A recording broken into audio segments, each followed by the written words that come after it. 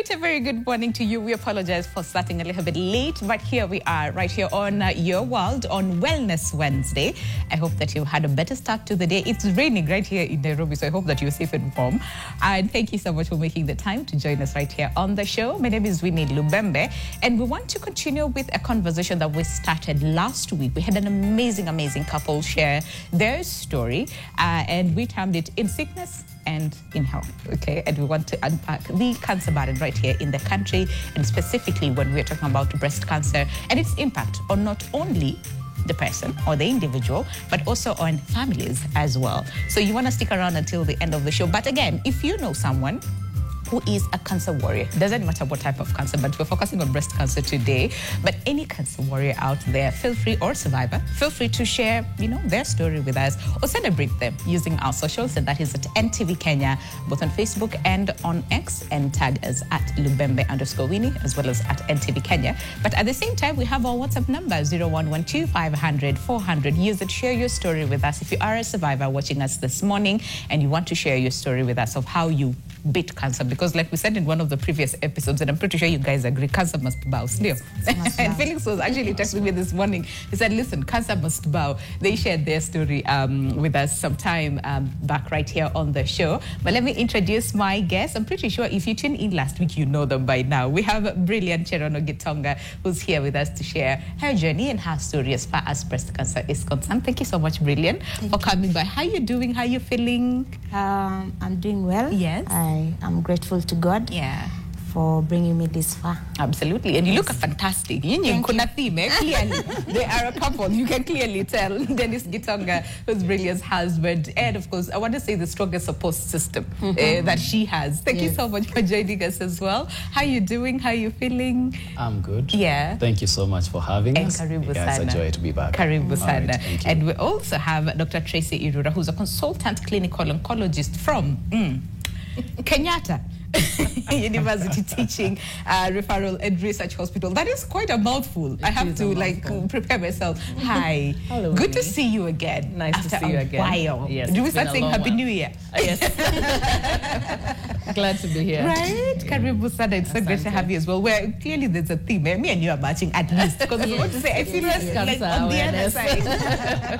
I also think it's the color for breast cancer awareness, right? Yes. So Doc, we started with Brilliant and Dennis last week, but we'll also run through a bit of the summary of up until here. But before that, Doc, cancer burden, especially breast cancer, how are we doing right here in the country? What are the statistics saying? What are the gaps? I know that's 3 in 1. Yes, those are 3 in 1. Yeah. Our breast cancer burden is still quite high. I'll start with cancer burden in our country. After infectious diseases, cardiovascular diseases, cancer is number 3. Yeah. So this is a high burden disease. I do work in KUTRH, as you correctly said, and we are an oncology, the oncology platform is the flagship of the hospital, and we see quite a number of patients, and this is how I met Brilliant and Dennis. So the breast cancer burden, as per now, we have about 6,000 new cases each year. New cases. These are not people who are already in treatment or people who have relapsed. This is completely new. It's a new diagnosis. So it's still quite high. Unfortunately, the mortality is up to half of those new cases. So we have about 3,000 mortalities each and every year in Kenya, as it is. Breast cancer is still the one that is number 1 in terms of cancers. So it's still number 1 in terms of the top 5 cancers that we have. And of course, in terms of challenges are quite a number. I feel like this question needs to be asked at the end. But we still have a lot of challenges in terms of limited resources. Oncologists are quite few. So we have challenges in terms of the treatment modalities that we use. We're glad the government came in and gave us a bit more cap of the SHA to 500, but still it is inadequate for most of our patients because of our medications are quite expensive. The biggest challenge is awareness, and that's why I'm here today, to raise awareness and also to put down the stigma. As you said, we can beat cancer, really, and this is why we are here today. At this point, yes, we really, and that is the message that we need to put out there, because majority of the times when you think about, the big C, people call it the big C, of course you would think, the worst, that will I survive this, will I beat this? That is always the conversation.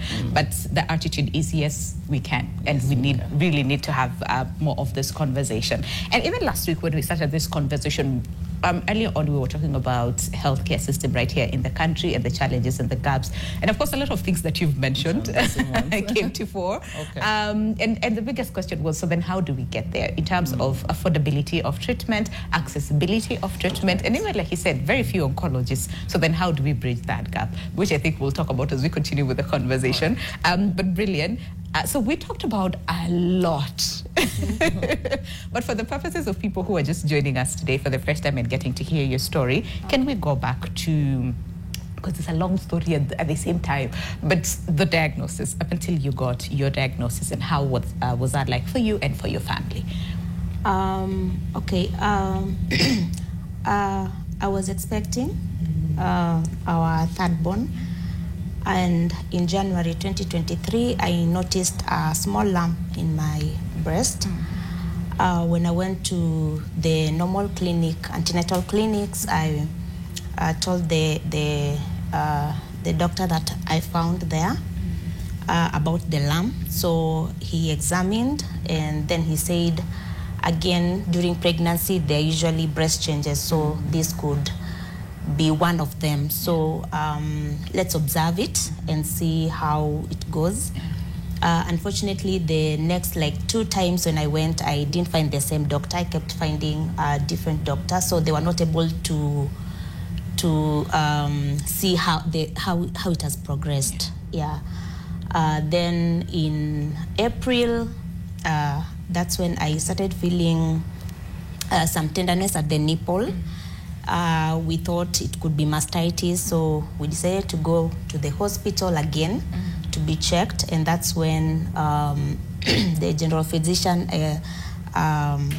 said we do an ultrasound, a breast ultrasound, and when I did that, it showed that the lymph nodes were enlarged, yet they were not painful. So it raised an alarm for him, and that's how he referred us to see a gynecologist, so that she confirms that this is not a normal pregnancy symptom. And then, so when we saw that the gynecologist, that's when she referred us to a breast specialist, and our journey began. She sent us for a biopsy, which came to be positive. We did staging. Yes, and then we were told that at that time I was at stage 2, because it hadn't spread further. It was just at the lymph nodes. But then, because I was expecting, I couldn't start treatment then, immediately. So I needed to deliver first, get healed, then start treatment. So by the time I was starting treatment in end of August, after again another restaging, because by the time I was going back to the hospital, it was 3 months later. So the doctors recommend that I do restaging again to just ascertain how it looks like. Unfortunately by then it had moved to stage 3, because it had gone now to the one of the bones at on the spine. But then I did chemotherapy, 8 sessions. Yes, then I did surgery later on in 2024. 2024, Yes. Okay. Dennis, so there was a lot of waiting. There was a lot of prayers. There was a lot of, because it's 2 sides. On one side, you're expecting a baby, so there's the joy, part of waiting and expecting and, waiting to see a bundle of joy. And then on this other hand, there's cancer. Okay. And we talked about, again, at length during the previous show, and there was a lot of, you had to be strong, not just for yourself, but for her and for the baby and for the other babies. But just take us through those moments for you, and then we'll come back to now understanding, so the cancer had spread and how she completely changed and all those things that had happened before. But that time for you. I think first it was a shock to get to hear the diagnosis, it had just begun as a speculation that we were really praying and trusting it's not what we were thinking. So when the message finally came, that was heavy for us. I remember I mentioned the waiting outside the biopsy room where they were doing that, and all the things that were going through my mind, and the seeking about how do I pray, and the moment that Psalm 91 was brought into my heart to pray over. And then the moments of waiting for treatment to begin came.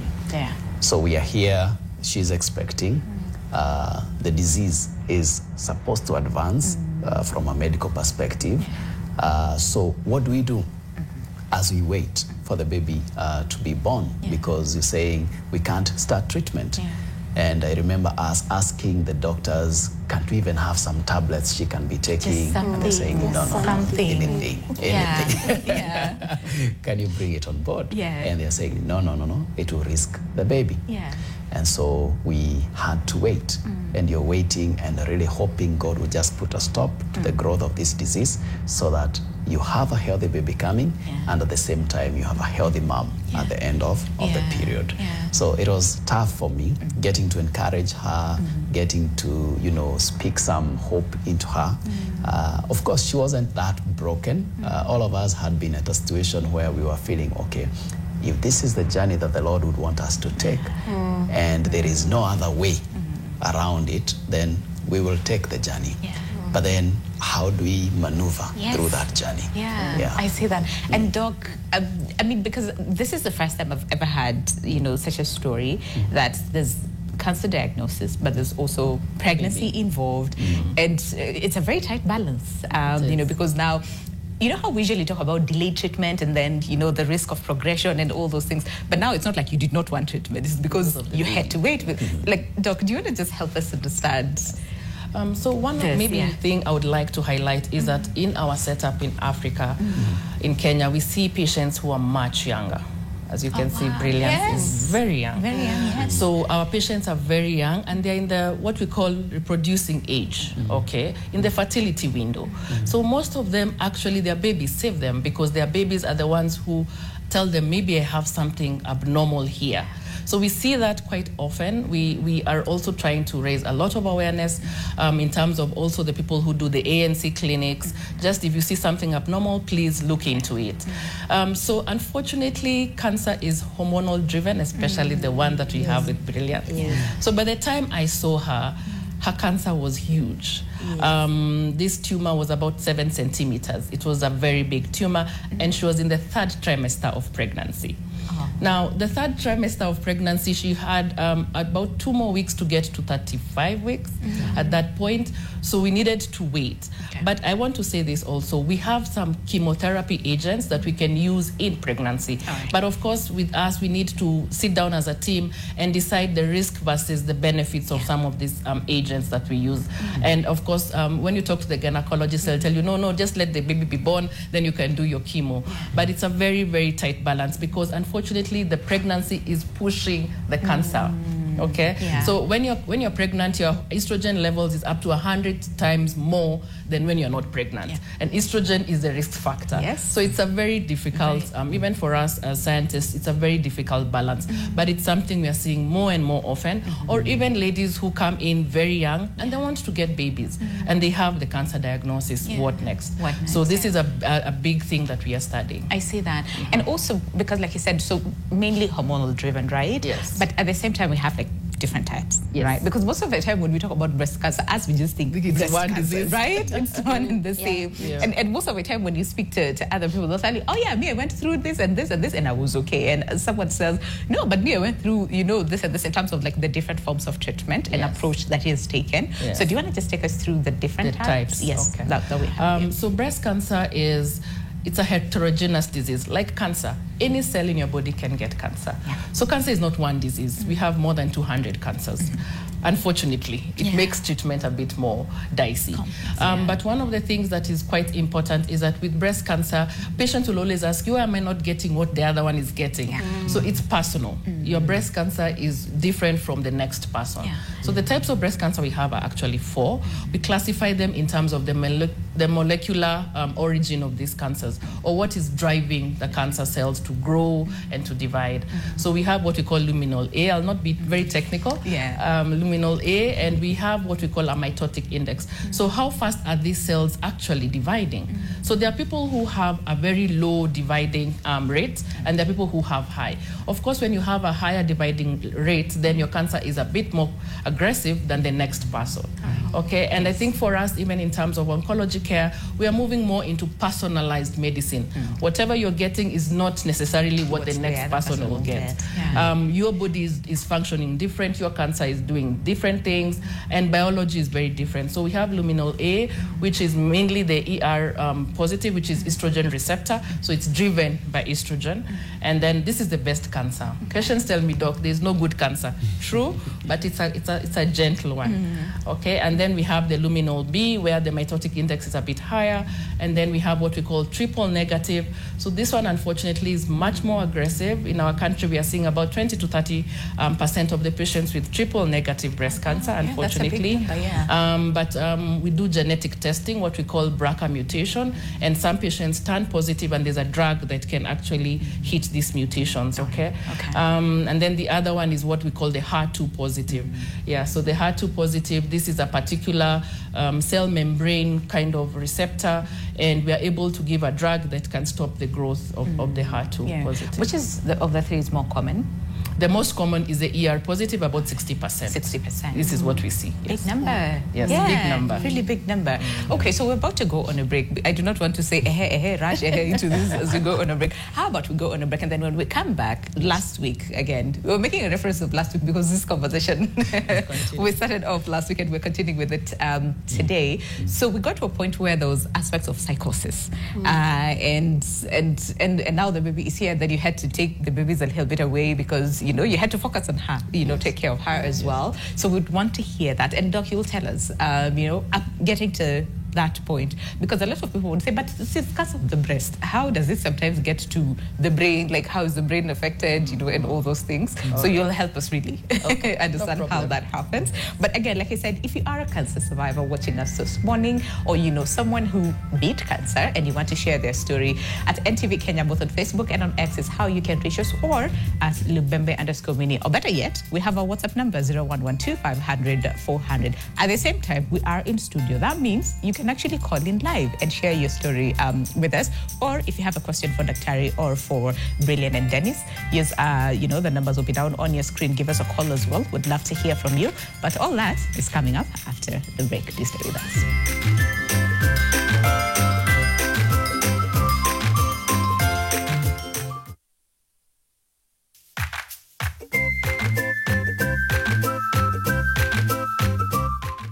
Welcome back, and just in case you're tuning in right now, it's Wellness Wednesday today, right here on Your World, and we are unpacking the cancer burden, and we have a lovely couple here with us, Brillian and Dennis, to share their journey and their story, and we also have Dr. Tracy Urura, who is a consultant clinical oncologist, let me just say, at KU, TRH. It's quite a mouthful, helping us really understand, first of all, where we are as a country in terms of the number statistics and, the different gaps, challenges, and opportunities that are there to, I want to say, quote unquote, solve this mystery. Because we were talking about this during break and said every single time we talk about cancer or breast cancer, you learn something new. You're like, oh, I actually didn't know, that part. So it's a good thing. Dr. says it's a good thing that we're talking about it. So that means there's more awareness that we are creating, and hopefully we can get more and more in terms of goodwill to help us really beat cancer. And so brilliant. So I'm trying to go back to the conversation where we left. But so the baby was born. Yes. Thank God. And then you had to start treatment. So did you start with radio, chemo, surgery, or what was the course of your treatment? I started with chemo. Did the 8 sessions. Then after that, I did surgery.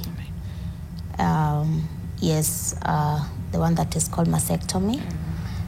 And then after surgery, that's when I was to do radio at the chest site and I think the neck. But then I developed a backache.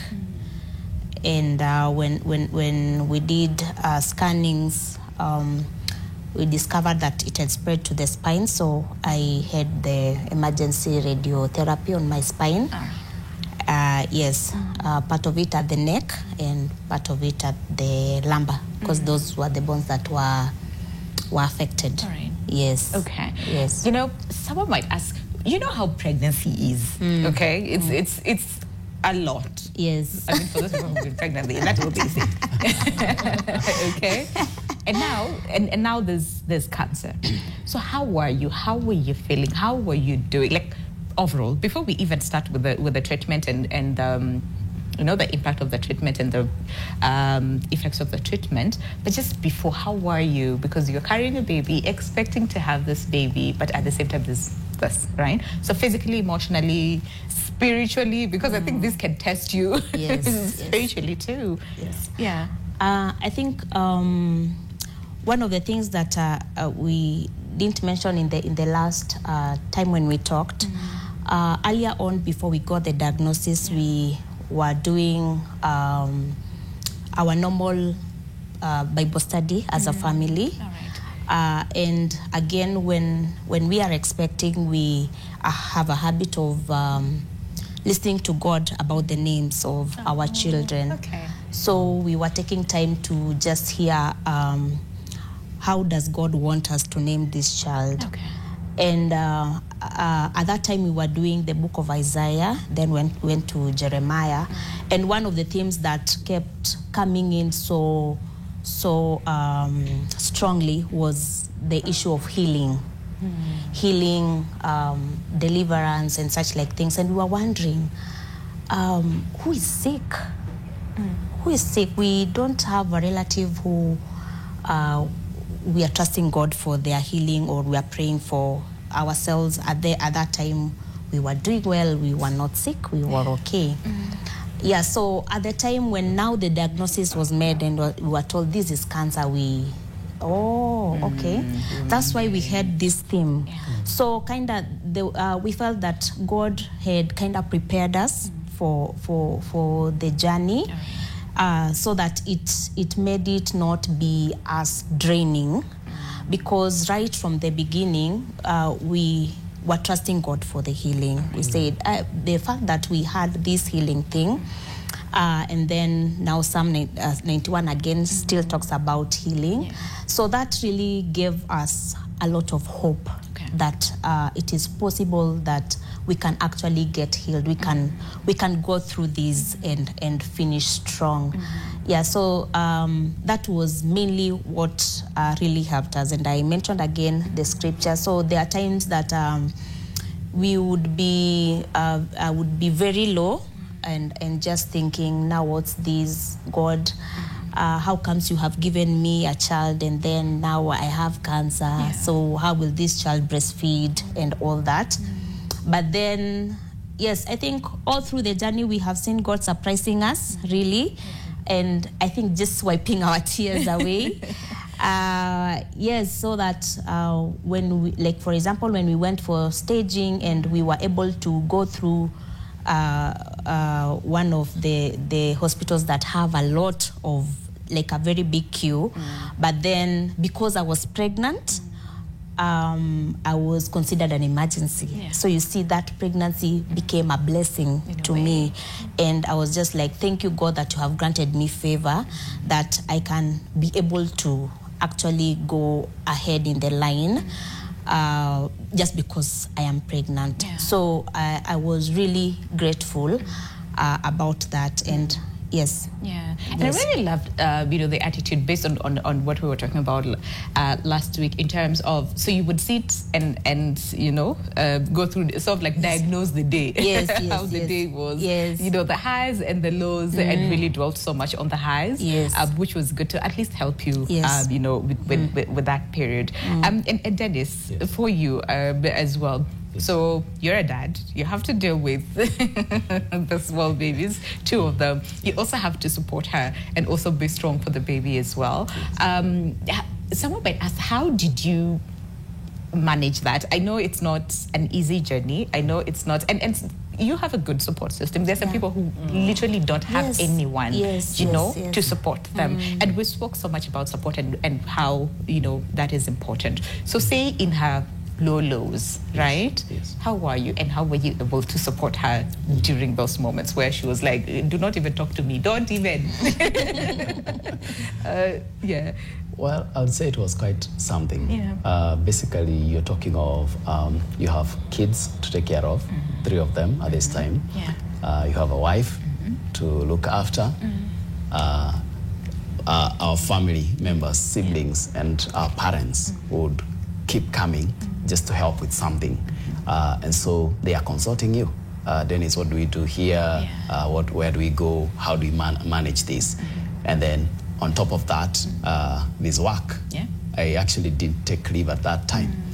And all of them were needing my attention, and I had quite a lot to think about.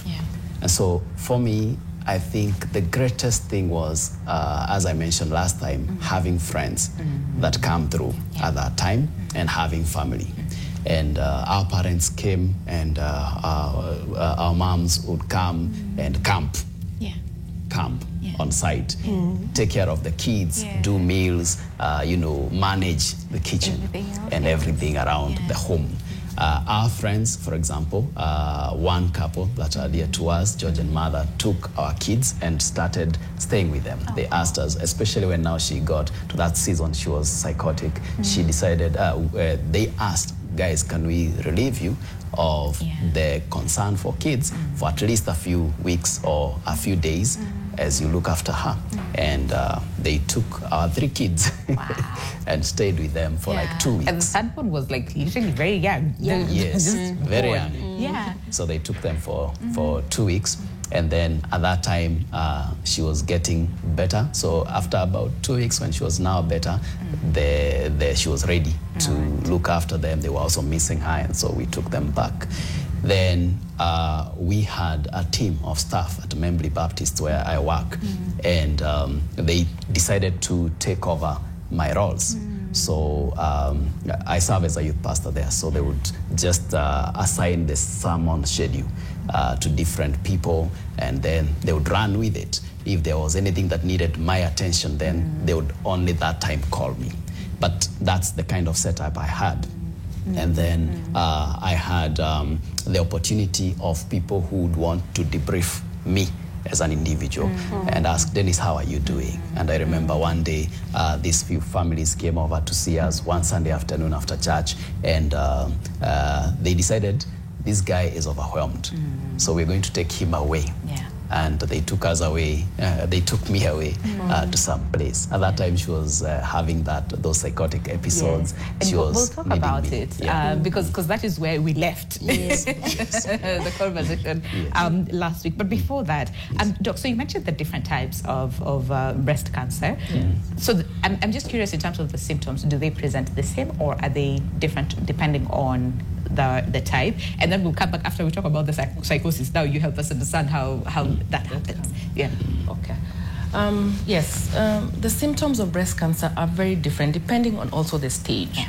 It's not only the biology of the cancer, but the stage. So, of course, if you're in stage 4, you will probably just come in with a backache because the cancer has already gone to another organ that it did not start. If you're locally advanced, like Brilliant says, she had the breast lump, and then with time there was nodes, and then with time the backache started. So it highly depends on which stage we are at. Of course, the earlier you find the breast lump, you come in as soon as you get it. This is why it's quite important. We always advocate for just your own self-examination, and we also advocate for a lot of screening. We are doing clinical breast exams, especially in Breast Cancer Awareness Month. And there are a lot of other things that we ask, that if you have a family history, you're more at risk, you need to also be more vigilant, so to speak, do your mammograms on time, and this kind of things. But breast cancer is very heterogeneous. Again, the symptoms vary, but you have to have a high index of suspicion as a clinician. I say that. And just wrapping in the pregnancy aspect, right? A lot of people might be like, so what are the chances that you'll carry a baby to term? Because again, with pregnancy in itself, there's a lot of hormonal things that are happening in the body, right? And now with cancer itself, also there's the reduced immunity. It's a lot, right, happening. So someone might be like, so what are the chances that someone might actually carry a baby to term? Or the options that, you know, that someone is given. And also examine the backache, because I was telling you this during the break. A friend of mine just recently diagnosed with breast cancer, but what she presented was more of backache, and all along she knew, that we are, you know, So, but yes, starting with the first one, pregnancy and cancer. Yes, pregnancy and cancer is a very interesting topic, so to speak.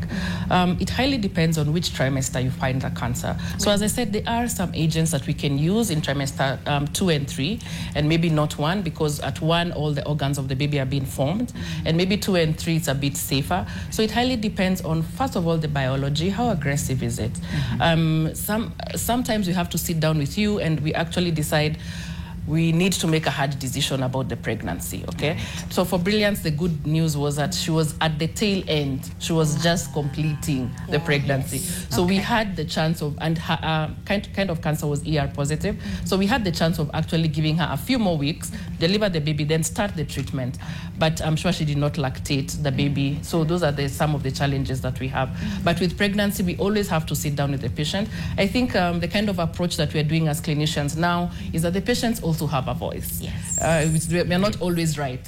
So we sit down with the patient and actually give them a voice, give them a platform, listen to what they really want. Because there are also patients who are in very advanced stage of cancer and they really want a baby. So you really have to sit down with them and ask them who will take care of the baby if anything. You know, have this very, very, very hard conversation. These are the hardest conversations we ever have to have. In terms of, so cancer, all cancers, the ability to spread is there.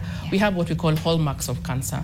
Unfortunately, cancer can move. All right, we call it metastasis. So as Brilliant said, she had a bone lesion. So hers was called oligometastasis because it was one. So oligo, just one.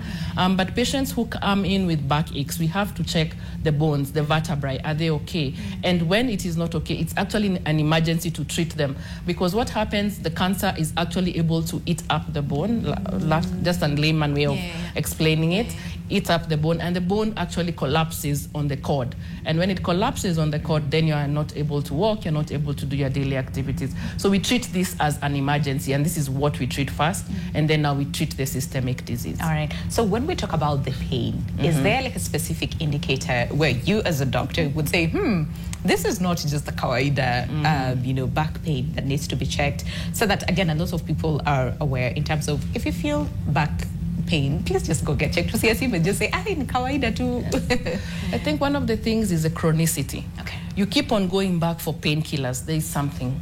There is something. You need to ask. And of course, when you see a clinician and you're not very, maybe they have told you something and you're not, you feel your index of suspicion is also high as a patient. I've never felt this back pain. This has just started and the clinician has told me just go back home. You can also challenge them, you know, like, doc, maybe I'm thinking, do you think I should do an MRI? Okay, so I think this is one of the things that I really saw with the Brilliant and Dennis. They ask questions. They can be in the consultation room for 1 hour straight and they're just bombarding you with questions. So, but it's important for them to understand the disease. Okay, it's important so that they also feel that the direction you're taking is the correct one, according to science, according to research. But it's important for them to understand what to expect. Because also we see patients, we start them on chemotherapy and they just disappear, just going on with their normal chemotherapy, and they're not asking, maybe the mass is becoming bigger and you're on treatment. There's something wrong. And this is one of the things we try to at least equip the patients with. If the mass is becoming bigger and you're on active treatment, you need to see a doctor. There's something wrong with that. I say that, advocate for yourself. Ask all the questions. Ask all the questions that you have. All right, so Brilliant. So you started with, we said what? Surgery? No, chemo, and then surgery, and then radio, right? So psychosis. Can we talk about that part? Because it's a lot. There's a lot that happened. Those like suicidal ideations and attempt as well. But yes, so how was that? Okay, after I did radiotherapy, now I started experiencing side effects, and one of them, of course, I was briefed about some of the side effects that I will get. To be expected, yeah. Yes, that I should expect, but then it usually varies with patients. So you'll get one patient gets this and the other one doesn't. So when I finished the radios, I first started losing sleep. So for almost like a week, I couldn't sleep. We even tried to have the injections that prompt someone to sleep, but then I still couldn't sleep. Yeah, so then now I slipped into the psychotic depression. So one time I was taken to the hospital. They did a head CT scan, but then it really didn't show something to like worry about the first time. And so then Dennis was advised to take me to Madhari. So I was taken to Madhari, and at that time, I think I'd already lost it. I think at this point is where Dennis is better placed to say this. I wanted to say yes. I want to rope him in. Yes, because at that time I used to be on and off. Okay. Yes. Yeah. So there are things that I may not be able to explain well because it's mostly what I was told. What you were told. Yeah. Okay, Dennis, Yes. this is where we bring you in. How was she? Wow. She wasn't definitely the person I knew. That's the first place to start. She had changed. I was having conversation with her, but I can't get through to the Brilliant that I know. Okay. She is speaking things that I don't understand. Okay, I understand them from grammar point of view, language point of view, but I don't see where they are coming from or where they are going. Yeah. Then she has these moments where she is thinking the end has come. And she is seeing her own death, and she's seeing the death of everyone else. Oh. And she is thinking, you guys are dead, we are all dead, so that is it. Okay. And we're trying to convince her, you're not dead. Yeah. And I remember moments I would actually pinch her. Yeah, just to think, listen. Yes. Did you feel any pain? Yeah. Yes. So dead people don't feel pain. If you felt pain, you're not dead. Yeah. And there are moments you'd get aggressive. And of course, you mentioned being suicidal. I remember the visit to Madhari Hospital where now the doctor advised when they assessed her and they thought, this looks like a case for a psychiatrist. So just drop there. And I remember the doctor was very categorical. He's actually the one who gave us the diagnosis. All right. As I listened to your case, I think this lady has psychotic depression, most likely triggered by the news that the disease has spread to her spine. And I remember that day very well. When we were getting that news, it was very hard for her because all of a sudden we are expecting very good news. We've been told that the pain has nothing to do with the cancer, and then all of a sudden it becomes evident it is actually cancer. So that broke her and sent us back to a very low moment. So I am trying to help her just to balance that. And I remember that was the hardest moment for me also. And especially, you know, sometimes medics can be a bit tough. And we were talking with Dr. Tracy before we came in, how sometimes the words are too direct. And I remember that was very sharp. And I think for the first time I actually broke. Okay. But that happened after we left the office, and I was just processing all these things in my mind, and I'm feeling, wow, is this what my wife is going through? Yeah. So that was how it was for me. But for her, for a whole 3 weeks, she didn't know who she was. And she would lapse back for 10, 20 minutes. We're having very deep conversations. And then she tells me, don't trust what I tell you when I slide into the other situation. Please don't follow it. But then when she's in that situation, she's all over us. And she's not going to stop at anything until we do what she is saying. I remember we were talking about this. Was it after the show had ended and you said, listen, there was times where you're like, maybe nataka Dennis. I do not want anybody else. Yes. What was that like? Yeah, so there were times, especially because at that time I wasn't able to really walk without support. And yes, so again at that time it's when I needed to be taken to the washroom by support. So I used to feel, you know, this is my husband. He's the one I can't be ashamed with. So if I need to go to the washroom, then I would prefer to have him take me than all the other people that were around.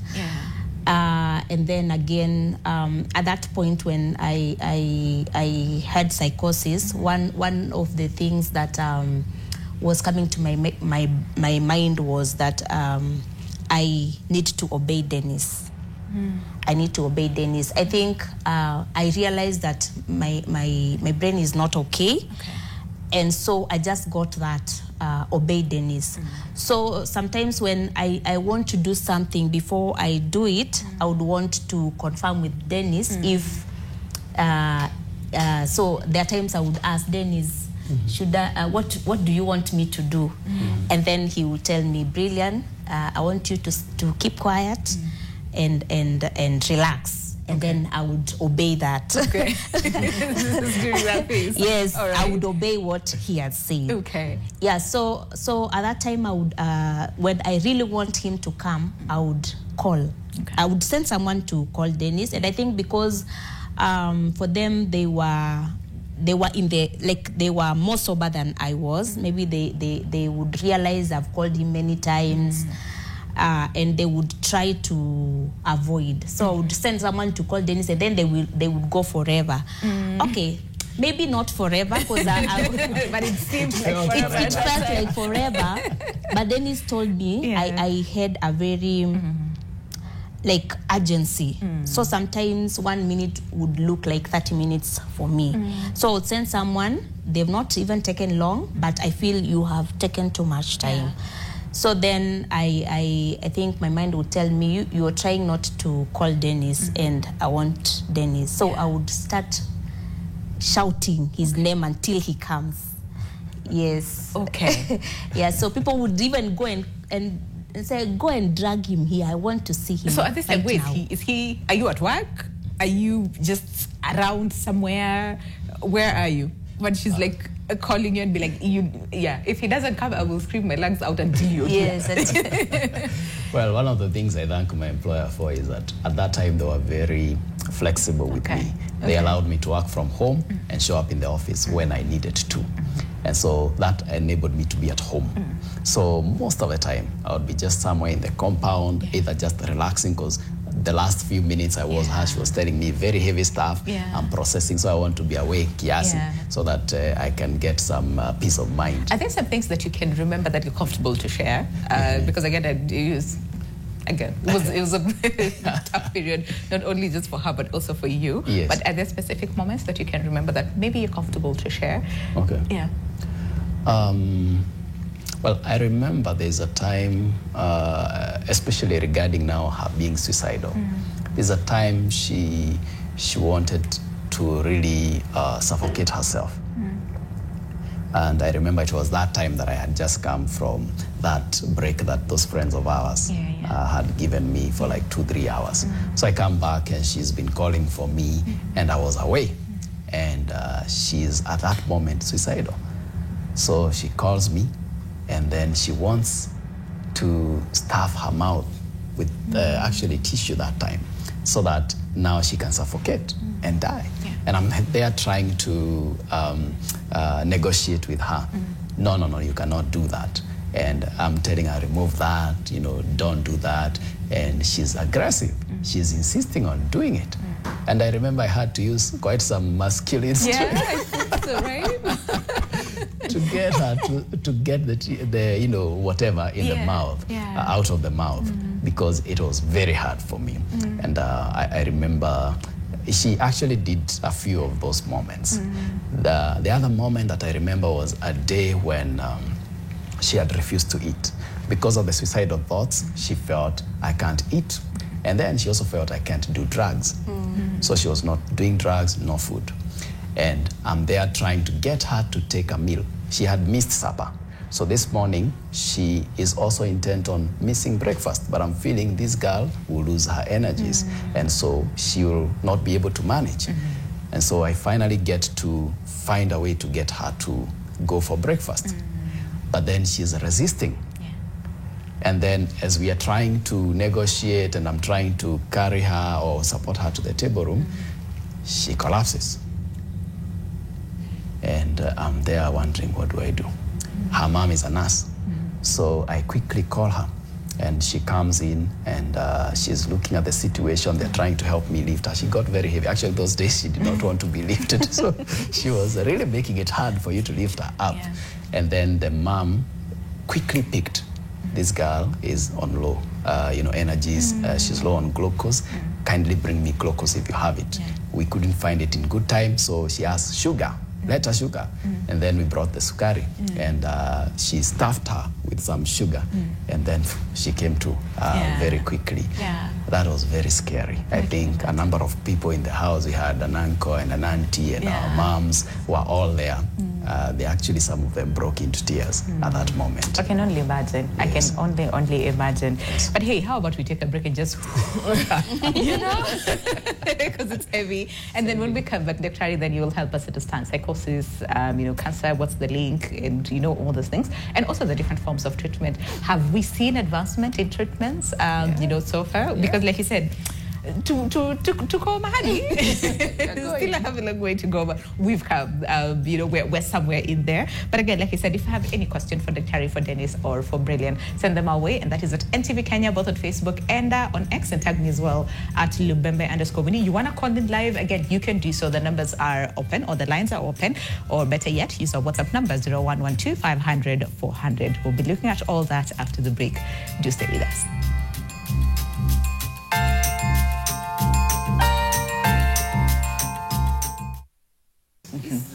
The kind of psychosis that was... Okay, listen, we're back. Yes, and the conversation, of course, still continues even during the break. You guys are telling us how you had to bribe her. No, your friend bribed you with chicken. Yes. So that you go to... Yes. So that later they come. Yes. And go to Madara. But you spent a night. No.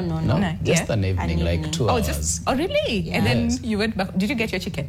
Yes, I did. Ah, okay. Yes. Following a very huge chicken. A huge chicken. Yes. All right, and just in case you're tuning in right now, today is Wellness Wednesday, and we're unpacking the cancer burden right here in the country. We have an amazing couple, Dennis and Brilliant, today sharing their story. And we also have Dr. Tracy to give us now all the medical aspects of it that we really need to know, but also really make it easier for us to understand. And we said, if you have a story to share, if you are a survivor, or if you know someone and you want to share their story, feel free to engage with us. I can see Zaki Libamira, I think. I'm sorry if I butchered your name. This is on Facebook, who says, cancer can be prevented, managed, and treated. I am in my 60s, and I was diagnosed with throat cancer stage 3 in my 40s. And then someone here says, they replied to that comment and said, this is Stella Kanana, who says, Zaki, I am a survivor too. It is doable. So it's a good attitude. I really, really like that. We'll keep sharing them on our socials. That is at NTV Kenya, both on Facebook and on X. And like I said, if you want to call in live, by all means, do so, okay? Our lines are officially opened. So, Doc, we waited up until this point because we want to hear from you in terms of the psychosis, and you asked this, whether the treatment might affect, in this case it was radiotherapy, right? That you went through, might cause that, or what is the link between the two? Cancer is not just a diagnosis to start with. It interrupts your whole life. It interrupts your whole livelihood. So for Brilliant, one of the biggest problems was that she was able to walk today and tomorrow she was on a wheelchair. Actually, when I met her in the corridors, she was very low because you're not able to do your normal activities. So the kind of psychosis that she actually had was not treatment related, so to speak, but it was more of the diagnosis and the fact that now she's feeling, is this treatment really working? This cancer is still progressing. It's going into my bones. It's bringing more symptoms, and we're still on active management. So it is that aspect of also the stress, and also remember she was postpartum. So there are so many other things. The body also is trying to come so the body is trying to to correlate all these things together. But one of the things that we really do as clinicians is work together. So at least she saw a psychiatrist, she was given medication, now she's good. So one of the things that everyone has their own department. So when it comes to psychosis, now we ask the psychiatrist to come through. But the kind of radiotherapy we give only goes to that particular area we are targeting. It doesn't go anywhere. It's called localized treatment. It doesn't go above or below. And for this, we do not say it's the radiotherapy, but the burden or the burden of the diagnosis and the fact that so many things are changing in her life. So of course, this will definitely give you some depression. I see that. And again, like you said, so the different types, that means the course of treatment would also be informed based on the molecular type, right? Subtypes, yes. So can we talk about the options that are there? And then later on, I think we'll talk about the different advancements that we have so far, if we have a lot. They are, yes. I think I went into cancer because of advancements. Cancer is the most researched field we have in medicine. Every day you have to read because there's something new, someone is trying something else, there's more research coming in. So one of the things that we do in terms of treatments depends on molecular biology, as I said before. So if you're ER/PR positive, you're hormonal positive, you'll respond best to hormonal kind of treatments. So we do try and block this estrogen. So we do it in very different ways. I think for Brilliant, we also had to do what we call ovarian suppression, so that the ovaries stop producing the estrogen, and because estrogen is what is driving the cancer. And then we have a lot of advancements. We have what we call target therapy. Brilliant has been on target therapy. The kind of target therapy we see is called CDK4/6 inhibitors. This is much newer in the market, maybe in the last 2 years, and has been shown to be very effective. So in cancer, we do clinical trials. We do what we call head-to-head. The therapy that was there before, which is chemo, versus now the new therapy. Let's see how better the outcomes are, or how the patients respond. So target therapy has been shown to be quite effective. So this is what we are using, the CDK4/6 inhibitors. We are still using what we call aromatase inhibitors for patients who are much older, postmenopausal women. For young patients like Brilliant, we use what we call SRMs. And these are kind of therapies. Basically, what we're trying to do is block the estrogen. So we try to block it as much as we can so that it does not progress the cancer. So this is for people who are hormonal positive breast cancer patients. All right. And the others, like you said, it's informed, right? Yes, it is very informed by what is driving it. So now we have to block the HER2 driver, and we do this by a drug called Herceptin, which is available in the market and has really changed the outcomes of patients. In maybe the last 5 years, the patients who had to deemed now it's bad. But now there's so much hope. As you can see, we're getting in a lot of people who are saying they're cancer survivors, even 20 years. So what we need to do is just stop the stigma and show people there are people who are surviving. Brilliant is a good example. So we just need to find that we go to a hospital as soon as we get the symptoms, and we'll get help, other than staying at home and thinking this is now a death sentence. And this is what we're really trying to achieve. Really, absolutely. And we'll come back to you to then talk about screening, because like you said, it's sometimes genetics play a factor. And so how important are screenings? At what point should people start going for screenings? How many? It's a lot, okay? We'll come back and talk about screening. But so for you, Brilliant. So went through treatment. How many rounds of chemo did you say, radio and surgery as well? I did 8 sessions of chemo. Then I did surgery, mastectomy. Then I did radio on my spine because it was on emergency. So I did 10 sessions, 5 at the lumbar spine and 5 at the neck. Okay. All right. Can we talk about the hair? We mentioned this a little bit last week when we started the conversation, and you said, listen, that was one of the hardest thing to actually just think about, right? So when you get the diagnosis, the doctors prepare you about some of the side effects, and yes, Dr. Tracy here prepared me and told me about that my hair will go. But again, I think how I understood it is different from how I experienced it. Because when he said that the hair will go, I thought it would be ingekatika kidogo kidogo, especially now when you comb it or something like that. I remember I had thought of putting artificial dreadlocks so that I don't have to undo it. So that the hair doesn't... It is just together. But then I didn't do that. So I did another hairstyle that I thank God I did that. So after, and then I also thought it would come maybe later on, maybe at the 5th or the 6th cycle or something like that. But then after the first cycle, when I was going for the second, because I had done weave, so when I was going for the second cycle, I found a lady who was also getting drugs together with me, and she told me, you know, like this, you need to remove this hairdo as soon as possible. Otherwise, one day it will just fall. I didn't understand what she said until now. I went home, then I started to undo my hair, and it was just coming out like you just remove and you have chunks of hair in your hands.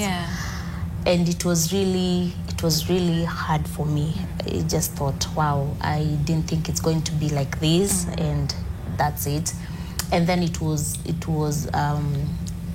like, it's like hair stops growing, and what is above remains above, and what is beneath remains beneath. So but again, as we said last time, one of the ways that I was able to process that, my husband here talked about the song that now God is my glory and the lifter up of my head. And then in the same week again, when he went to look for a wig for me, because I couldn't actually go out, God provided the resources for the wig. So he got, someone just sent him enough money for that wig. And I thought, really, God has like, you know, if you're crying about hair and God provides the hair, you don't cry any longer. So that was really a blessing for me. So and I had said that earlier on, there were things that were hard, but then there were things that were good. So it makes us be able to go above our adversaries. Find the good in the bad. And stick with that. And Dennis, for you, so seeing her go through all those things, I just want to ask, for you, right? So forget the babies, forget Brilliant. You as Dennis, seeing all these things happening, how were you impacted or affected, either one way or the other, either physically, emotionally, spiritually, all aspects? And did you have time to also seek help for you? All right. I was affected. That's for sure. First, emotionally, because I had to kind of feel the situation, every bit of it. And then psychologically, I was processing. My wife is unwell. What does that mean for me? What does that mean for the family? And I remember there were many moments I would actually be needing to just reflect and process. One of the sad things for me that time was there were so many things that I was having to be doing at the same time. And so I was really finding time to be by myself. And so I looked forward to moments that I would be by myself. And there are moments that maybe we are going with friends, we leave them, and then I'm coming back home alone. Those will be treasured moments for me, because I would be all alone. I'm thinking, reflecting, praying, singing, listening to music, and just asking myself, what does this mean for me? So I was stressed at certain points. I was unable to think, what is the next step? You see, some of the things that she needed to do needed decision making, very critical decision making. And there are moments I felt so inadequate because I'm supposed to be the husband here, giving direction. I need to process this and have as much information as possible. She's not in the state to make decisions. So what if I make a mistake in a decision I'm making? What if I give the wrong advice? What if I take in wrong advice at this time?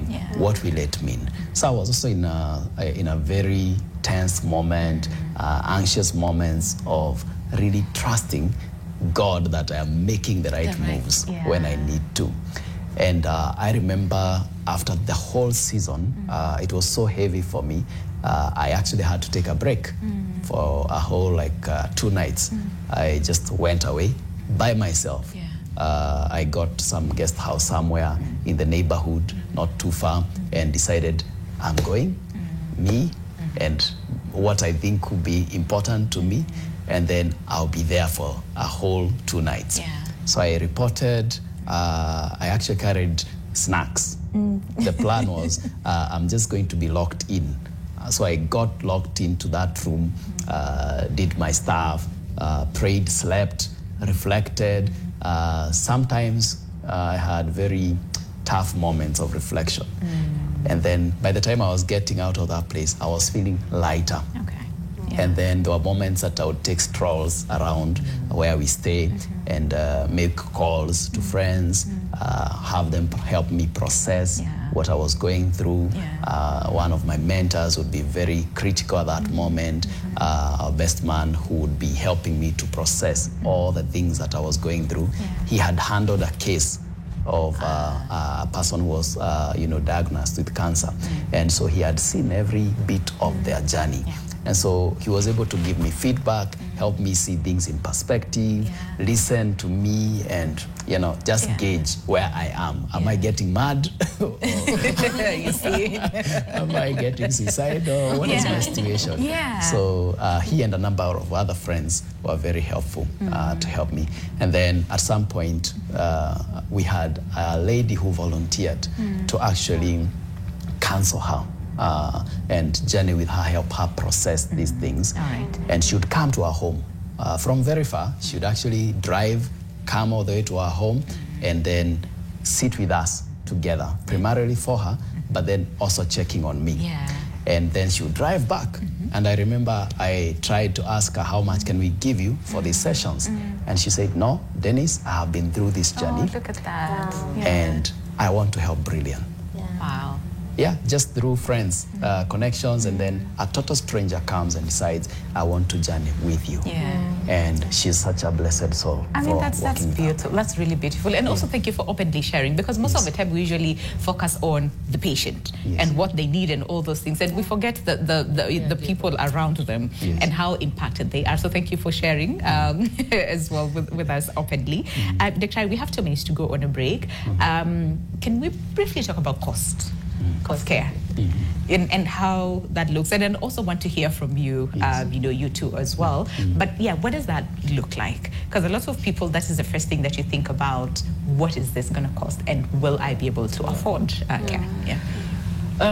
Yes, this is a very, very important aspect, because it's actually why most people don't come, because they feel like it's expensive. I would say start somewhere. Do the SHA, at least be on the SHA platform, and then at least that will help you propel you. Cancer treatments, to be fair, are expensive, to be fair. Some of the target therapies that we have are quite expensive. But also to say, the government is trying to do their part. We also have partners, like the drug that we have. Actually, it is being given by an NGO. We're giving it for free as long as you register the patient onto our platform. So it's quite important that multiple people come together to help. Even cancer survivors, cancer warriors, they do have their own WhatsApp groups, and they help each other. And I find that very, very good. So survivor groups are quite important. So I think the most important thing, if you're a cancer warrior, don't be alone. Try and look for a way for other people to help you, to plug in. You can hear someone was just giving their service for free. So you'll find that there are so many people who are willing to help, but they don't know exactly how to channel this help. What do I do? Sometimes we have patients who come in and say, oh, doc, I have these drugs. Who do I give them to? They don't have it. anyone to give them. They don't know where to take them. So it's quite important that we help each other in through the journey. But cost is quite something. We're asking the government to kindly help us in terms of cost, in terms of putting down the cost of some of these treatments, in terms of negotiating the taxes, in terms of also capacity building. Radiotherapy machines are in very, very few cancer centers. Of course, the machines are expensive, but if the government comes through, they can be able to actually give us these machines and we can treat more patients. And I think this is the target. At least everyone should get some kind of treatment. I mean, really, yes. And we talk about this all the time and say, yeah, what a machinani, they don't have to travel all the way to come to Nairobi to access treatment. There's something they can get, at the basic level before they, they come, say, to Nairobi, for all other centers that offer the special care. How about we take a break, and then when we come back, screening, right? Okay. Like I said, screening is very important, but also hear from you guys in terms of the cost and how you were able to maneuver, through. But also, speaking on the positive, right? Yeah. Cancer must bow, like we said earlier on. So what is it that, from the support aspect and even from the patient aspect, what is it that they can do, having gone through this journey? And also, we want to understand, how are you doing right now? And where are you at, as far as treatment is concerned? So there's so much to come on the other side of the break. Do stay with us.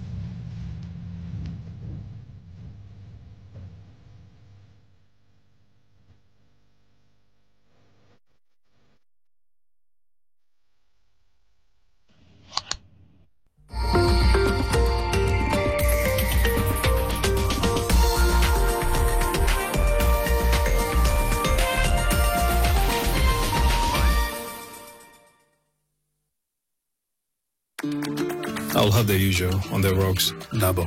I'll have whatever he's having. Real recognize real. No added sugar, no preservatives. 100% real fruit.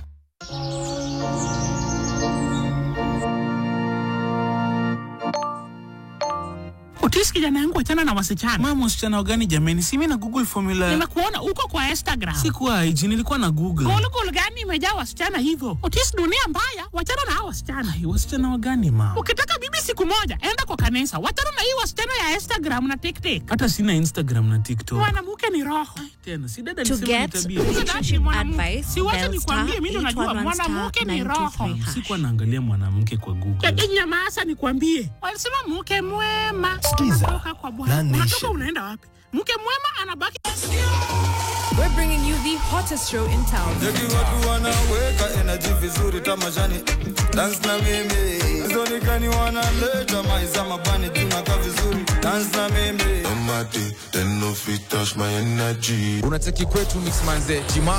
From exclusive interviews with the biggest names in the game. So this is music.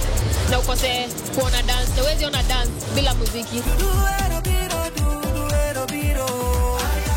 Watching Kwetu Mix, respect the OGs. Yeah. To a DJ set that will knock your socks off. Kwetu Mix NTV.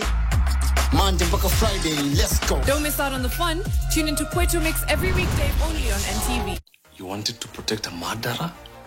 He doesn't look like that type. Nataka kuona kwenye ndugu yangu alizikwa. Why don't you focus on fixing your own things between you and Aiden? Sio mtoto wa Amason Jefferson.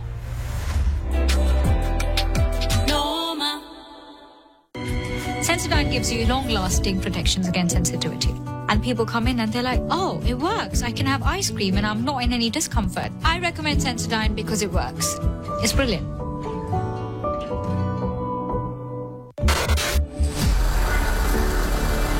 Nimestuka sana. He killed his employer of 6 months. Na ndiye alimuua, niye. Si mtu mwingine. Kuna baa fulani iko tu hapa kwa barabara karibu na kwa hii boma ya mzee. Walikuwa wanaenda hapo kujivinjari. The death was cruel.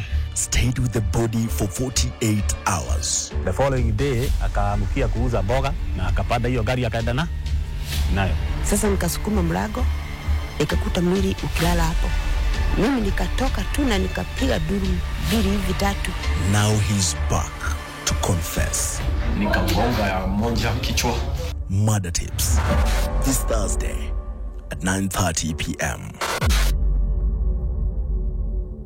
Want to know the biggest story of the week? Do not not worry. The Weekly Review got you covered. For in-depth analysis of politics, business, governance, as well as social issues, the Weekly Review covers it all. For well-researched, exclusive and investigative content, read the Weekly Review every Sunday in the Sunday Nation.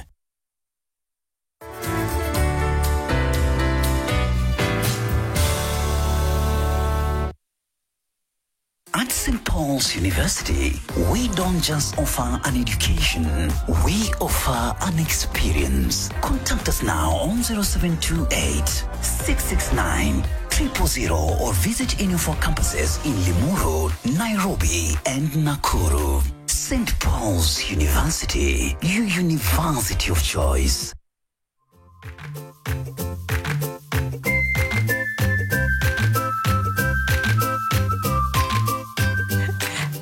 Welcome back. So we're in the last few minutes of the hour. Time really flies, and there's so much to unpack, but hey, we're here, okay? And we have Brillian and Dennis and Dr. Tracy with us this morning, helping us understand how we unpack the burden of cancer, really understanding what it is, what it looks like, and what we can do collectively to #beat this cancer, okay? And we're focusing on breast cancer today. Dr. We have a question for you. This is from Gordon Nyakwaromoro, comedian funny. On Facebook, who says, Migori County, Pamoja, how is it possible to do away with breast cancer when it's just started and it's still young? So I think maybe at the early stages, probably what he means. Okay. Yeah. Yes, so I always advocate come early. When we are early, your prognosis is good. Your outcomes are much better. So it's very early stage, we can do surgery, and surgery might be enough.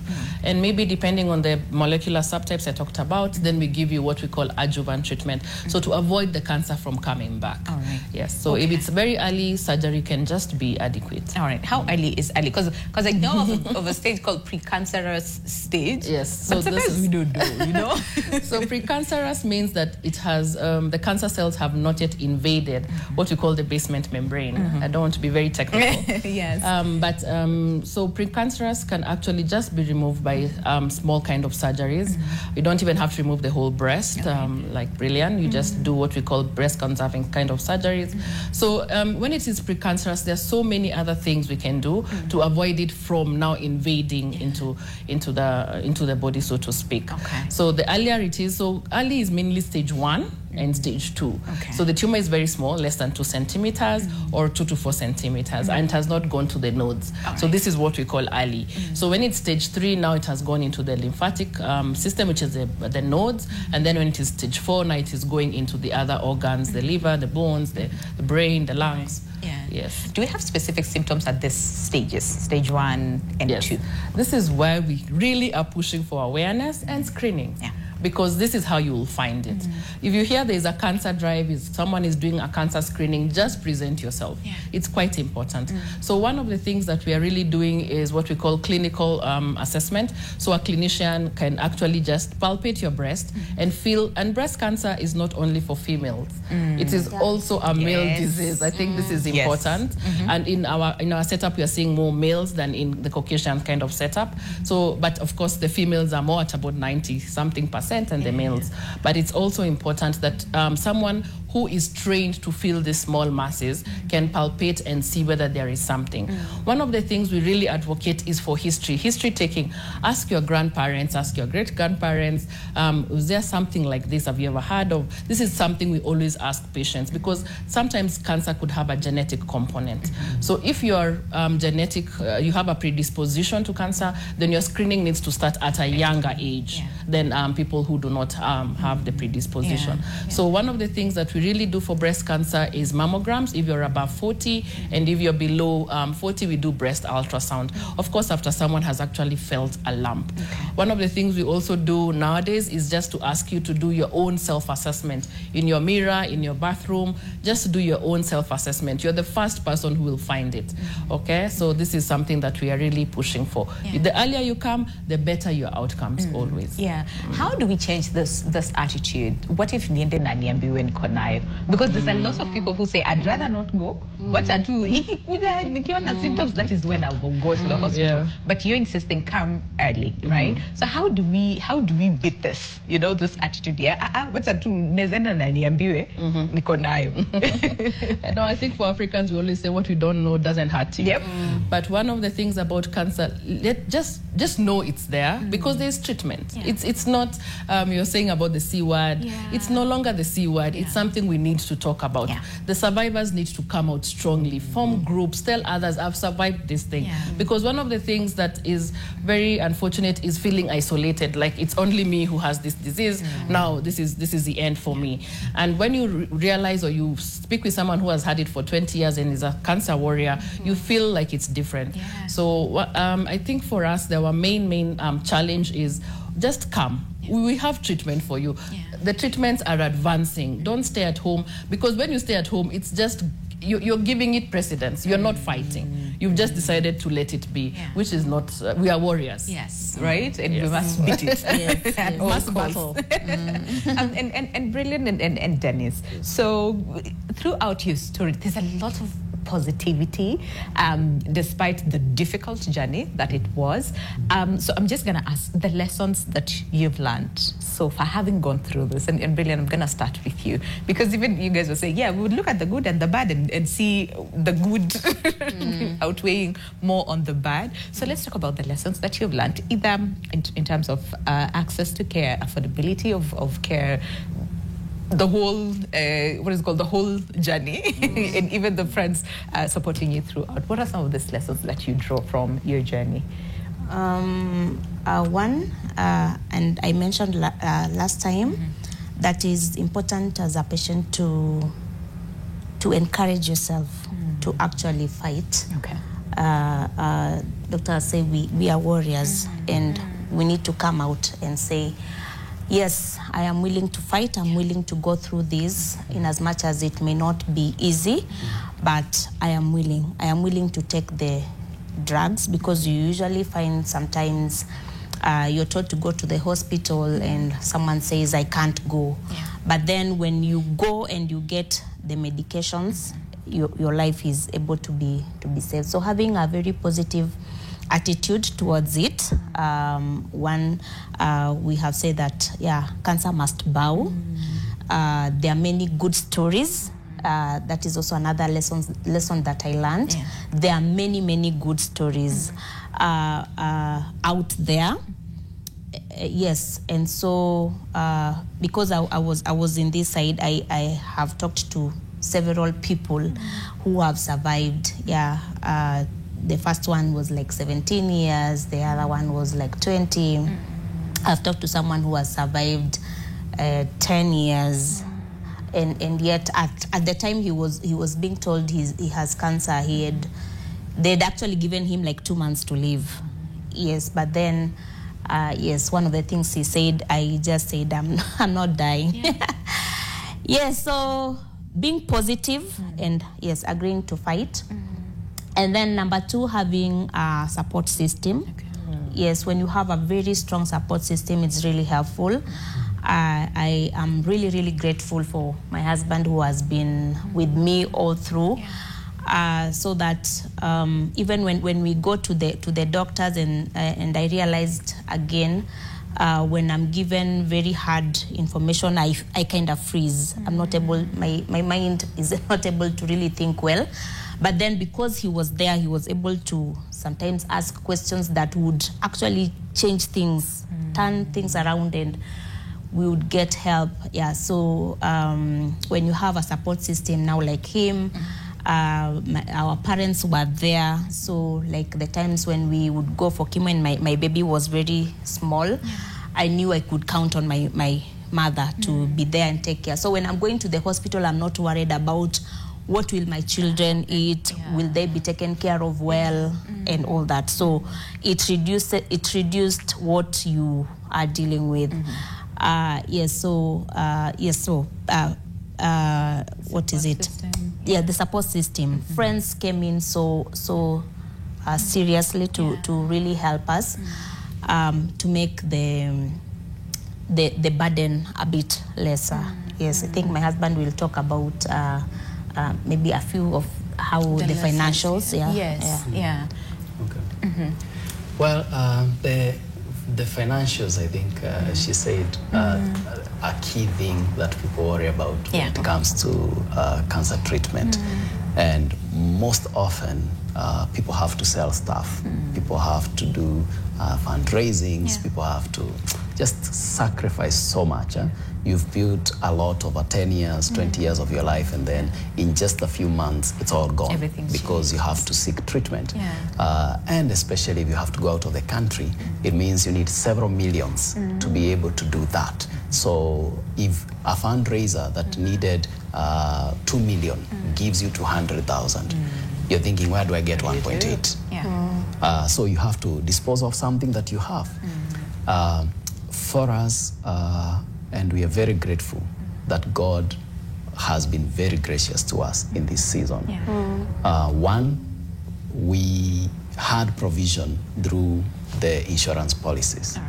One is the NHIF then. We started this journey when it was still NHIF. And NHIF carried a huge part of our costs. From surgery to radio to chemotherapy, NHIF had our backs. And then NHIF may not cover 100%. So what you need to top up, you either need to get that from private insurance or corporate insurance if you have that at your workplace, or cash. And so at that time also, God graced us to have a scheme where we work at Membley Baptist that helped us to be able to do the top-ups. Then thirdly, friends. And friends cutting across both family and friends and both in church and out there came together and they would give.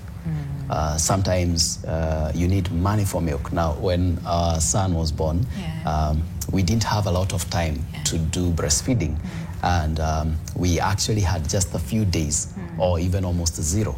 And miraculously, God provided 9 weeks of breastfeeding. Now, after the 9 weeks, actually from the beginning, while we were in the hospital bed after the delivery, she needed to have the formula milk. And so we started buying that from the word go. And I remember God graciously provided for that milk. By the end of 6 months, we had spent about 100K, close to 100K on formula milk. And all this was coming from people that give. Oh, look at that. People that give. Oh, wow. And that was just at the 6-month mark. Not that we had that money in the pocket. People gave. And one case was, this was a pure miracle. We are at the evening and we don't have milk for the baby. The person who was supplying us was engaged over the weekend, so he didn't make to supply on time. So it shocks us. We are hosting some friends and we need milk. So we are there thinking, okay, we need milk. The nearest place we can get it is very expensive. So what do? The next place is the nearby town where it was affordable. So I tried calling a friend who would get for us from the supermarket that we were getting it at, and he's already left. Oh, no. So we need to think how we're going to get it nearby. But then he asks me, what was it? I tell him I was looking for milk. I wanted you to pick us a can of milk. And he says, oh, milk. But I have the milk. I've already brought it. I'm just alighting. I'm bringing it to your home. Oh, okay. That was a pure miracle. Like, oh, you took and someone's like, no, I was actually about to lunch. I was brilliant. Wow. Then we've had people that have come and decided we want to take care of a certain need in your house. Say, for example, the kitchen, or we want to ensure that your home, you have enough assistance when you need it, and they give towards that, or they come in themselves to provide for that. So I can't overstate the need for health insurance if you can make it. and the need for friends, because that was a game changer. Friends, family, they will come through for you in many ways. I really, really like that. Yes. And Doc, I know there's so many people who might watch us this morning and say, okay, it's a beautiful thing that you had a very strong support system, but also you had friends and family members who came to support. But there are some people who unfortunately don't have that. And they're like, so where do I go? What do I do? Doc, is there anything that maybe you can advise? A lot. Yeah. A lot. We have a lot of NGOs who have come in, who are supporting. So I think the most important thing is probably just ask your caregiver, your doctor, which NGO can support. A lot of foundations are actually supporting. Some of the drugs are even being given for totally nothing as long as you register onto different platforms. We have very many NGOs that are supporting. So there's a lot of support. And there are even people who are even doing things like just giving someone a brassiere that looks like a breast or even a wig for free. As in, there is a lot that is going on. I think the most important thing is just keep in touch, keep on asking. There are actually people who are always willing to help. And you talked about a platform, right? Do you want to just say what platform? Because maybe there's someone who's watching us and thinking, okay, I mean, I could use that, really. Yes. We have a lot of platforms. I think for most of our patients, we just write for them a financial support letter so that it is something that is actually known that you're looking for this kind of financial aid. We have different platforms. I think the main one that we have is what we call the Max Foundation. So these are people who are giving the drug for free as long as you register the patient. So I think maybe the sensitization is from the clinician point of view, that the clinicians need to know that these drugs are available for absolutely nothing. We also have pharmaceuticals that have come in strongly, making their drugs half price, or even what we call access programs. So there are very many platforms that you can come. Even with radiotherapy, the government is doing their role, they're doing what they can, but radiotherapy machines are also available in other centers. A lot of private public partnerships going on, so you can find that even the radiotherapy is not as expensive, just a small top-up, and you get the access. So I think the most important thing is if you just ask, you will get it. Don't stay at home, come out and ask for this. There is always a solution, and this is what I believe. I like that. I really like that. There's always someone to hold your hand. So just ask. Because it's true. Sometimes people just want to isolate themselves, deal with it, by themselves. But I like what all of you are saying. You're not alone. There's a WhatsApp group somewhere. There's a foundation somewhere that can help. You also mentioned screening, and maybe someone is like, so how early should people start? I know you talked about like 40 and above mammograms here or there, but at what point and how often should people go for screening? So we actually have national cancer screening guidelines in Kenya. And this is by the NCCP program. So they're the ones who do, they make booklets on how we should screen patients. Remember, as I said, cancer is very many different diseases depending on which cancer you have. So screening highly depends on your predisposition, probably genetic makeup, or your age, or did someone else have cancer. But I think most important is when there's a drive, just go for some sort of screening. Different cancers have different kind of screening. Cancer of the cervix, we have pap smears available. Prostatic cancer, PSAs are there. Breast, we've talked about ultrasounds, mammograms. So different cancers have different screening modalities. Not all, but majority. Men, pure wide screening, Yes, men, more especially prostatic cancer, must go for screening. Okay, so then having gone through this, what is it that you'd like to see change, either in terms of the approach or approach in terms of kupeana news, like then you said, hey, sometimes it's heavy receiving the news. But just as far as cancer care is concerned, what is it that you'd like to see change over time so that we have different conversations come a few years from now? I think for me, I would say awareness is very important. Because at the beginning, one of the things that was not making me really rush about the lump that I felt, it's because all along I used to think cancer is pain, is painful. And then when now I went for the screening, for the ultrasound, and the doctor is telling me, in fact, the fact that it is not painful is worrying. It should, if the lymph nodes were painful, it would be better. But the fact that they are not painful and they are enlarged is actually an issue. So that is one of the misconceptions that I had, and I know many people do that, or ignore alarm because they are feeling it's not painful. Until when it starts being painful, that's when they go to the hospital, and by the time it's painful, it means that it has really grown to press something so that it is painful. So cancer awareness, making people be aware that this is how it looks like, the available platforms and all that. Then number 2, I'm looking to also see as many survivors as are there to actually come out and say, because I think we are always aware about the bad news. We don't know about the good news. One time I was challenging a friend and saying, a friend actually working in the hospital that I was being treated, and I asked her, have you ever gone to cancer center? And she said, I cannot dare. I just can't take it. And I told her, it's not that bad. Many people who present themselves, they are critical, are usually so few. You get, in a normal day when I went for chemotherapy, not many people were on wheelchair, and even those who were on wheelchair were not looking very critical as such. Many people would just walk in and walk out.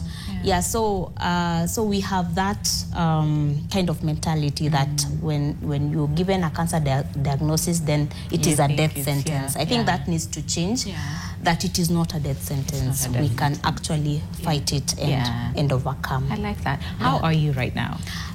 Doing well. Yes. Glowing. Yes. I'm doing well. I am grateful. Of course, knowing where I've come from. So I am really taking every day, each day, looking at it with gratitude. I'm looking at life with more positivity, saying, yes, instead of soaking and just not moving beyond the diagnosis, being able to move beyond. Say, this day I have been given, what is it that I can do? If I have strength to walk, let me walk. If I have strength to dance, let me dance. If I can take care of 1 or 2 things, let me do that. Because I think it's easy to just stick at the diagnosis and just feel like your life has come to an end. But I think right now I'm looking at, better days ahead. I have seen God strengthen me and really revive me. And so I am taking it up. I am ready to live. And I'm looking to see my 4th generation. I mean, that's my and that's the that's where I am looking to. I like and that. So even when the other things come in, I just say, Lord, I know if you have given others these years, I know you can also give me. Oh, I really like that. This is what I would like to, but it's a short way home. But Dennis, she stole 1 minute, so you 30 seconds. What do you look to see change as far as cancer care is concerned right here in the country? Well, to start with, I would want to see the government invest heavily in this area, especially with the provision of the machinery that Dr. Ari was talking about. Because I think they're expensive, but they are manageable. For a government with budgets that high, we can afford to have actually a machine in every county. We can afford to have it even more, not just one in a county. We can do more because the health of our people is so critical. They are there. It is health from which they walk from home to work. It is health from which they deliver every single day's obligations. So if they are not healthy, they will not be able even to pay the taxes that they need to pay. So if the government would put these into consideration, we can have a better, healthy nation. Oh, I like that. I really like that. All right, Dr. what conversations we will be having in the next few years if we see certain aspects changes for as cancer care is concerned? Very briefly. I think we have really started at a good point, discussing, talking. Let's communicate. So cancer awareness and reducing the stigma, and this is where Brilliant and Dennis have come to reduce the stigma of this disease. Another thing I'd like to see is capacity building. We need more workforce. We really need more workforce into the market. Another thing I would ask, of course, is the low out-of-pocket. The out-of-pocket costs for cancer are really high. So we ask the government to please reduce this cost, give us universal health care, give us the machinery, equipment, the medications we need in our hospitals, and even in the private sector. One more thing is we keep on encouraging each other. I think for us as scientists, we always say, at the end of the day, we need faith, we need science, and we need hope.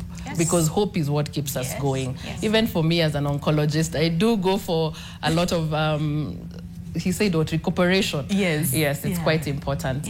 And I think this is what we really need to see. Some of the challenges, clinical trials, research, pump some more into clinical trials. We need to know, why does cancer happen for us?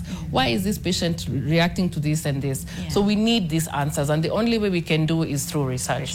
So these are some of the conversations that we need to see. I really like that. And of course, the message overall is we can beat cancer. If we all put our collective efforts together, we can beat cancer. Listen, we have to end the show, unfortunately. But it's a good thing, like Doc said, we start this conversation. We keep talking about them in our WhatsApp groups, in our family meetings. Ask your great-grandparents. But if you're lucky enough to have them, ask all these questions. But even for the patients, do not be afraid to advocate for yourself. Such an amazing conversation we had this morning. And a special thanks to Brillian, Gitonga, Dennis Gitonga, and Dr. Tracy Irura, who's a consultant clinical oncologist from Kenyatta University Teaching, Referral and Research Hospital, joining us this morning. Thank you so much for your time. And of course, we hope that we'll continue these conversations online, and that is at NTV Kenya, both on Facebook and on X. Dr. You were saying if someone wants to reach you on X, what's your hand? DKT at Tracy. You can reach me on any platform, any social media platform. Ask the questions. Let's have the conversations. I'll be able to help. I really like that. Do you guys have a group that people can reach out to if they want to talk to you? Wow. Or they can reach out to us, and then we will share their contacts, okay? All right. But until then, have yourselves a lovely day ahead. We'll see you tomorrow morning on Trendy Thursday right here on Your World. And you usually know, Thursdays and Friday, we usually like to have fun, okay? So see you tomorrow, same time, same place. God bless and stay safe. Goodbye for now.